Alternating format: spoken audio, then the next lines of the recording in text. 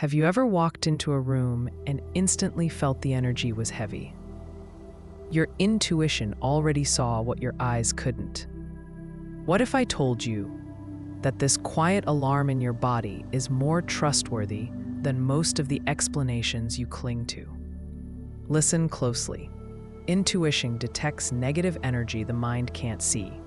This is not a flashy slogan, but an ancient faculty waking again in our distracted age. While science and screens offer maps, your inner compass reads the weather of vibration. A sudden chill near a smiling stranger, inexplicable fatigue in a sunny cafe, an edge of irritation that rises like static before words appear. These are early notices, whispers from your nervous system, telling you what your conscious mind is still unpacking. We learn to rationalize, blame lack of sleep, personality clashes, or coincidence. The ego prefers tidy stories it can argue with. The deeper self, however, speaks in sensations. Picture a time you left a situation and later discovered you'd avoided harm. That was intuition in plain clothes. The small choices born from that sensing, changing your seat, pausing before speaking, setting a quiet boundary, create tiny pivots that reroute your path towards safety and clarity. If you stay with this message, I will reveal simple daily checks, a surprising practice to strengthen your energetic radar, and a hidden twist that reframes what negative energy actually signals. If this resonates, like and subscribe, share what you felt below, and say now with intention, I choose to awaken my consciousness. Breathe into your body and ask, which signal have I been dismissing? What negative energy means in daily life.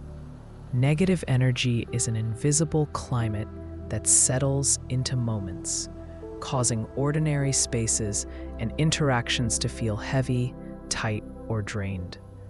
You have felt it.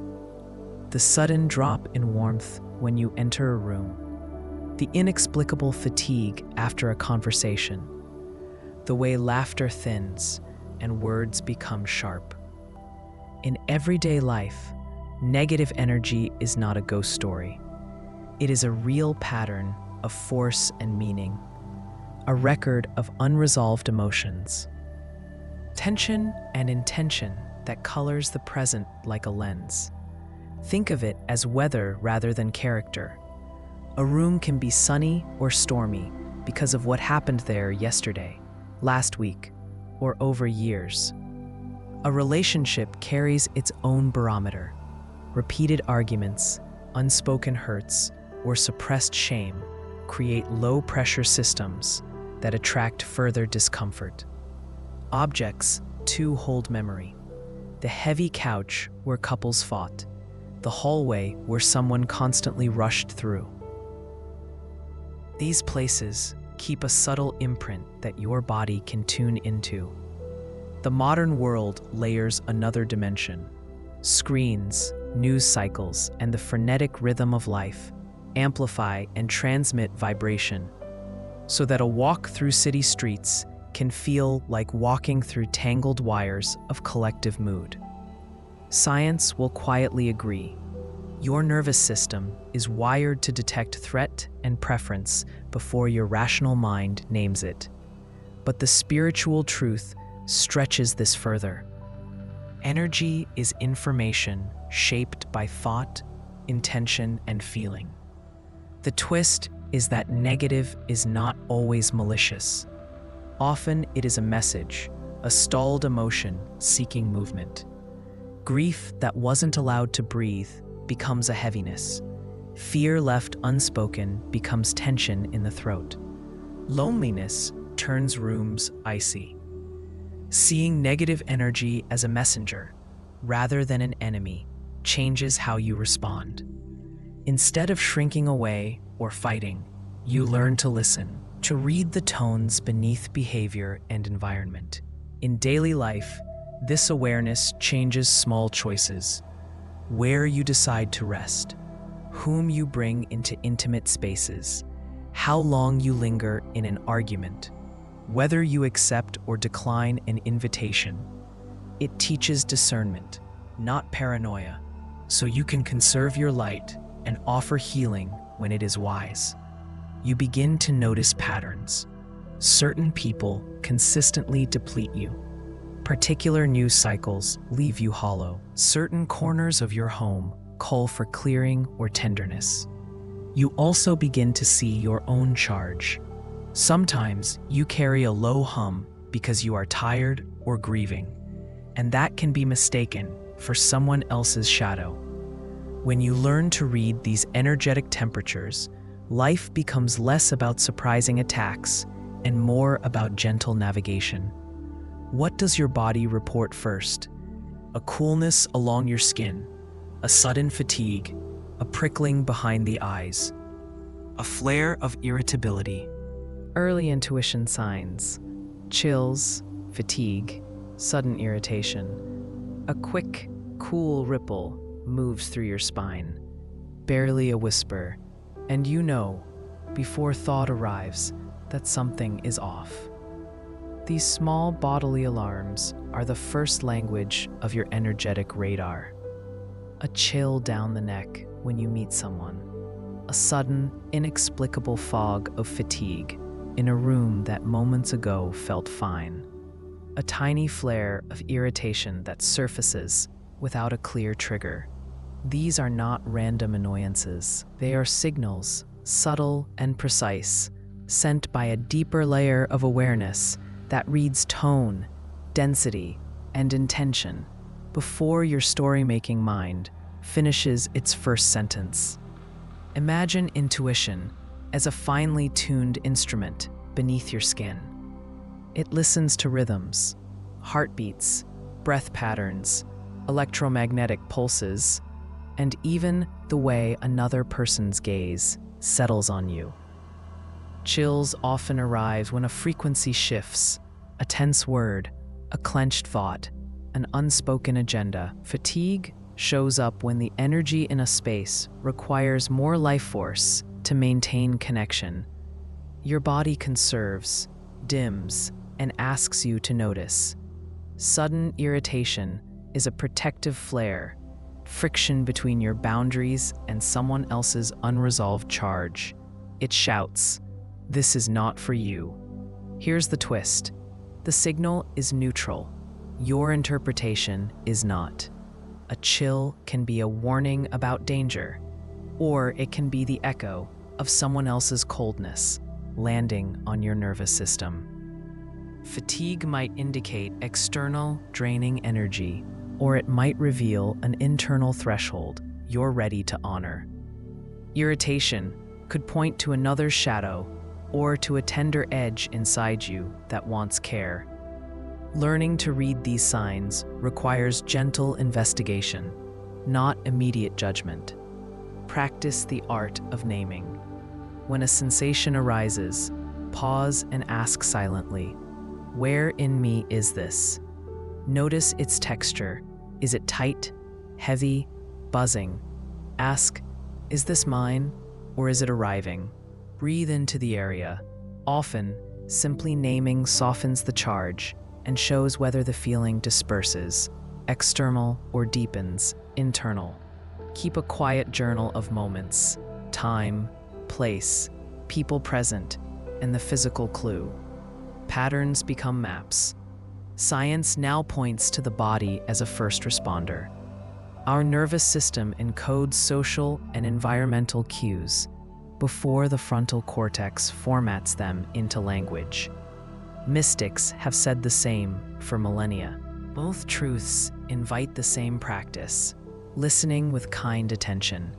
You are the eyewitness to your own subtle world. The question that follows is gentle but decisive. Will you trust the first small signal, or wait for the louder, harder lesson to teach you the same truth? Why the conscious mind rationalizes what intuition already knows. The mind builds stories. to explain away a body's quiet alarm, as if reason were a loyal housekeeper tidying up the evidence so the household can carry on.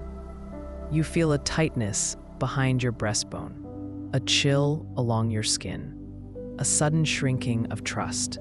And then your mind steps in with explanations.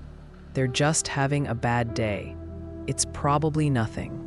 I must be imagining it. Those explanations are not random.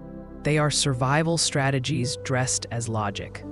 Think of intuition as a low, honest hum inside your bones. Pattern recognition learned across lifetimes and the nervous system's vast archive. Long before words or conscious analysis arrive, your autonomic nervous system, your amygdala, and the subtle net of memory have already flagged a mismatch. The conscious mind, trained to prefer story and certainty, prefers to stitch a plausible narrative rather than sit in the discomfort of an unnameable warning. This is why you can leave a room with a knot in your gut and then mentally talk yourself out of it. There's a tenderness to this tendency. Rationalization can be a bridge between your inner sense and outer life. It keeps relationships from snapping at the slightest prick. It prevents social embarrassment. It allows you to function in delicate situations. The twist is that the same mechanism that protects can also betray. What keeps you safe from false alarms can equally keep you blind to real ones when habit, fear, or longing colors the stories you tell. Modern science whispers this too. Pre-conscious processing is lightning fast, while the frontal lobes take time to assemble explanations. Mystics have always named this gap between knowing and narrating. They asked seekers to learn the difference between the river's current and the commentary written on its banks. You, the seeker, live in that gap each time you hesitate, forgive too quickly, or convince yourself that it wasn't that bad. What changes everything is practice, not to abolish reasoning, but to make it a humble companion. Notice where the knowing appears in your body. Allow the pause between sensation and story to exist for a breath longer. Name the experience, alarm, dread, edge, without needing to justify it. This tiny discipline rewires the habit of explanation into a dialogue. Intuition speaks, mind listens, and then together you decide. Imagine now the ordinary moments. Waiting for a friend in a cafe, accepting a job offer, making eye contact with a stranger. How might your life shift if you honored that first murmur instead of smoothing it away? What ordinary scene will show you the power of listening before you explain? You made it to the end, and that matters. This attention is sacred. By listening all the way through, you honored a whisper inside you that needed to be heard. Celebrate that. For a moment, let the small, fierce glow inside you feel recognized. You chose to trust your inner radar. What you learned here is not trivia to scroll past. It is a subtle recalibration of how you move through the world.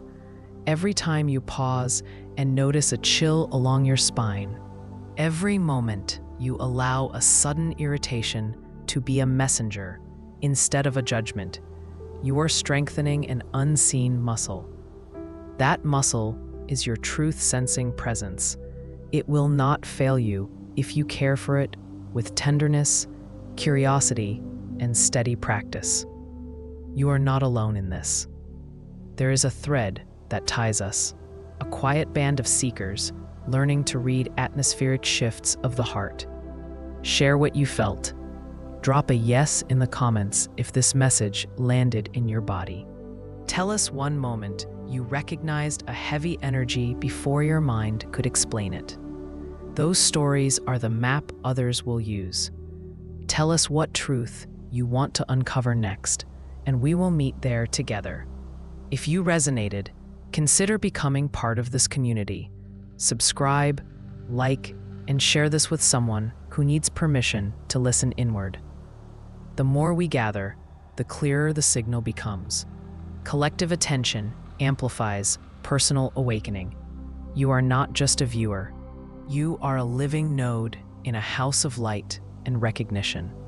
Remember, cultivating your energetic radar is an intimate art. It asks less of you than you think. Simple pauses, gentle questions, and the courage to accept what arrives without immediate explanation. When you practice, you begin to move like an old tree that leans into the weather rather than fighting it. Rooted, receptive, wise. The invisible becomes less frightening. It becomes information. As you step back into your day, carry one small intention: to treat your sensations as sacred clues. Let them guide how you enter rooms, how you listen to conversations, how you protect your time and your energy. Honor when your intuition signals a detour. It is keeping you whole. You are chosen by no one and chosen by everything. The stars, the quiet cells of your body, the yearning of your soul. Walk gently with that knowing. What will you do the next time your inner compass hums? How will you answer? Keep shining your light. Remain present, breathe, and absorb this energy in gratitude.